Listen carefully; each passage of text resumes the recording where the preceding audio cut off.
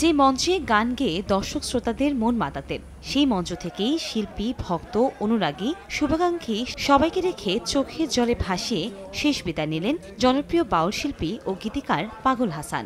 সুনামগঞ্জের লোকসংস্কৃতির এক উজ্জ্বল নক্ষত্র ছিলেন তিনি।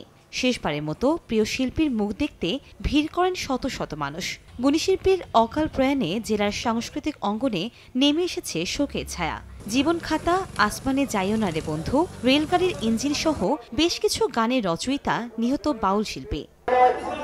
সাদা কাফনে মুড়িয়ে নিথর দেহে শেষ শ্রদ্ধা জানানোর পর গ্রামের বাড়ি সুনামগঞ্জের শিমুলতলায় পারিবারিক কবরস্থানে দাফন করা হয়। বৃহস্পতিবার সকালে গোবিন্দগঞ্জ থেকে যাত্রী নিয়ে ছাতক যাওয়ার পথে মিনিবাসের সঙ্গে সিএনজি অটোরিকশার মুখোমুখি সংঘর্ষ হয়। এতে দুমড়ে মুচড়ে যায় সিএনজিটি।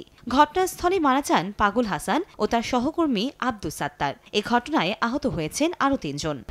১, ২, ৩ ঢাকায় জমি জিতে নিন ১০০% ক্যাশব্যাক সহ ২০ কোটি টাকার পুরস্কার। খুব জনপ্রিয় গান গাইতে, খুব ভালো মানুষও খুব ভালো ছিল, কথাবার্তায় অনেক, তার মধ্যে খুব শালীনতার ভিতরে খুব বেশি ইয়ে ছিল।